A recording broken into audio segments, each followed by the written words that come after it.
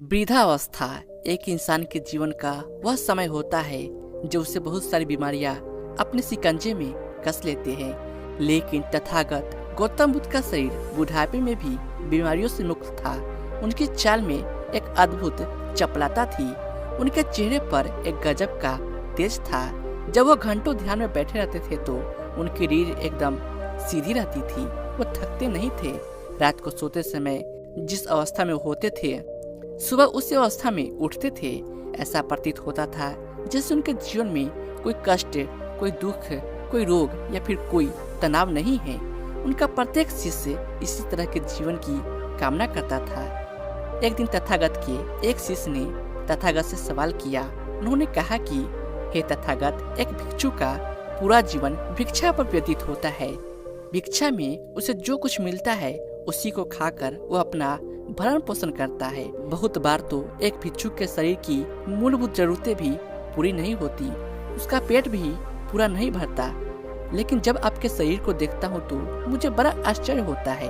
इतना अल्पाहार भोजन करने के बाद भी आप इतने चुस्त, इतने फुर्ती और इतने तेजवान कैसे हैं? जबकि दूसरी तरफ मैं नगर के राजाओं को, सम्राट को देखता हूँ तो उनकी तोंद निकली रहती है। बहुत बार वह वेद और हकीम को बुलाते रहते हैं, यानी कि उनका स्वास्थ्य भी ठीक नहीं रहता।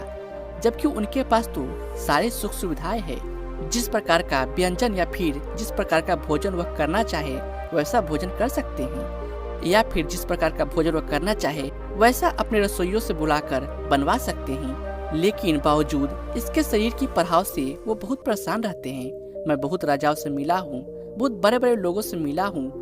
तो इसके क्या रहस्य है कि एक भिक्षुक जिसको पूरा भोजन भी नहीं मिलता वह स्वस्थ होकर अपना जीवन जीता है, और दूसरी तरफ जिनके पास सारी सुख सुविधाएं है वो अपने जीवन में शारीरिक कष्ट और पीड़ा भोग रहे हैं? तथागत ने बड़े ही सौम्य मुस्कुराहट के साथ उत्तर दिया कि मनुष्य जीवन पर्यंत भाग दौड़ में लगा रहता है। ऊर्जा हमें किसी विशिष्ट भोजन से नहीं मिलती, बल्कि हर भोजन ऊर्जावान हो सकता है। तुमने देखा होगा कि जो लोग रूखा सूखा भोजन खाते हैं वह भी अक्सर शारीरिक रूप से मजबूत पाए जाते हैं, और जो लोग किसी विशिष्ट प्रकार का भोजन यह सोचकर करते हैं कि इसे खाने से हमें ताकत मिलेगी, हमारे शरीर को ऊर्जा मिलेगी, तुमने देखा होगा कि ऐसे लोग अक्सर बीमारियों से ग्रस्त पाए जाते हैं। सवाल हम किस प्रकार का भोजन करते हैं यह नहीं है, बल्कि असली सवाल यह है कि जो भोजन हम करते हैं वह किस प्रकार करते हैं। भोजन का सही इस्तेमाल हम कर भी पाते हैं या नहीं कर पाते। जरूरी होता है कि भोजन करने के नियम हमारे जीवन में अपना लिया जाए, ताकि साधारण सा भोजन भी हमारे शरीर को ऊर्जा प्रदान कर सके, जो हमारे शरीर के अंगों को सुचारू रूप से चलाने के लिए आवश्यक होते हैं। शिष्य ने बड़े आश्चर्य के साथ पूछा कि हे तथागत, मैं आपकी बात का अर्थ समझा नहीं। तथागत ने उत्तर देते हुए कहा कि जब भी हम भोजन करते हैं तो क्या वास्तविकता में हम होशपूर्वक अपना भोजन करते हैं? एक व्यक्ति किसी से बातचीत करता हुआ भोजन करता है तो दूसरा व्यक्ति अपने विचारों में डूबा डूबा भोजन करता है। भोजन तो उनका शरीर कर रहा है, लेकिन उनका मन इस भोजन करने में सम्मिलित होता ही नहीं है। और जो कर्म पूरा मन लगाकर नहीं किया जाता, वास्तविकता में वह कर्म कहलाता ही नहीं है। इसलिए उसका परिणाम भी हमें कभी नहीं मिलता। मैं तुम्हें भोजन करने के कुछ आसान और कुछ नियम बताना चाहता हूँ, जिनको अपनाकर कोई भी मनुष्य निरोगी होकर अपना जीवन सुखपूर्वक व्यतीत कर सकता है। अपने मन में पैदा करना बहुत आवश्यक होता है। उनके प्रति आभार व्यक्त करने से मन में प्रेम का उदय होता है और हमारा शरीर अपने आप ग्रहणशील बन जाता है।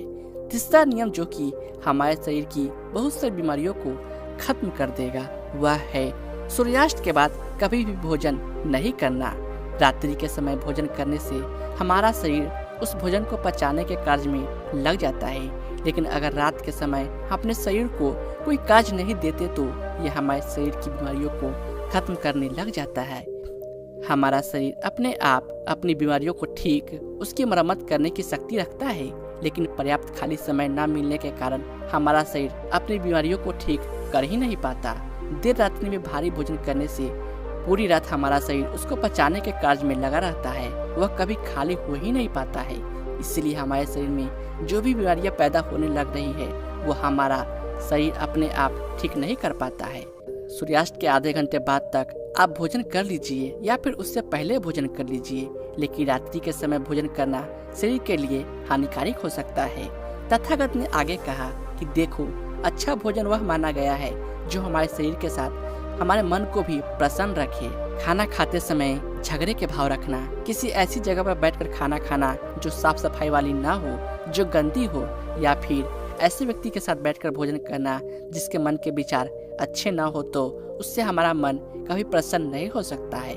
आवश्यक है कि खाना बनाते समय जो मनुष्य खाना पका रहा है उसके मन के भाव प्रेम से भरे हुए होने बहुत आवश्यक है।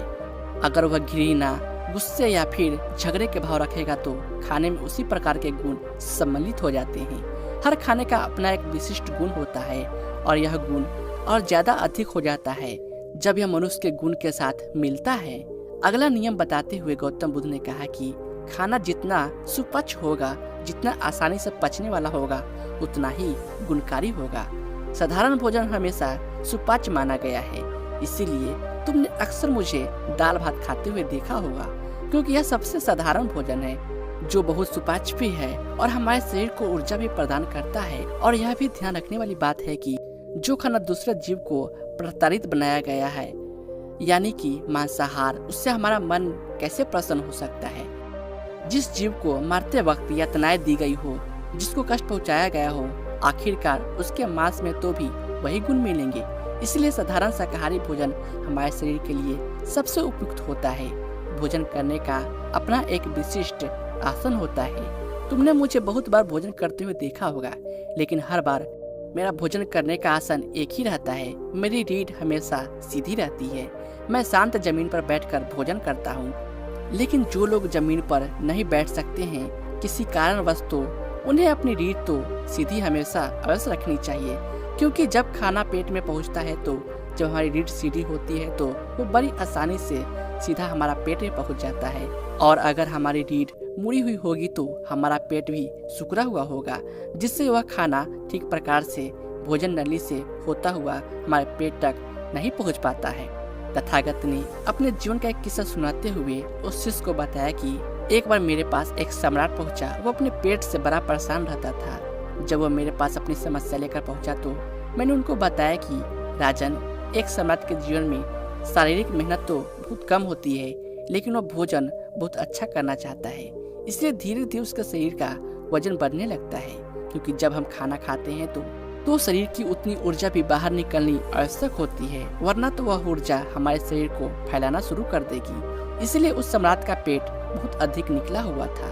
तो मैंने उनको सलाह दी कि पहले तो जो भी बावर्ची आपका खाना बनाता है उसको बोलिए कि ज्यादा मिर्च मसालों वाला भोजन ना बनाए और हल्का भोजन रखे। अगर आपको शारीरिक मेहनत करनी है तो ही ऐसा खाना खाए जिससे कि हमारे शरीर को ताकत मिलती हो।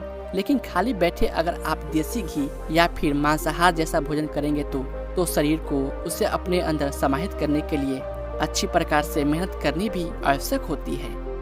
अगर तुम मेहनत नहीं करना चाहते हो तो इस प्रकार का भोजन करना छोड़ दो।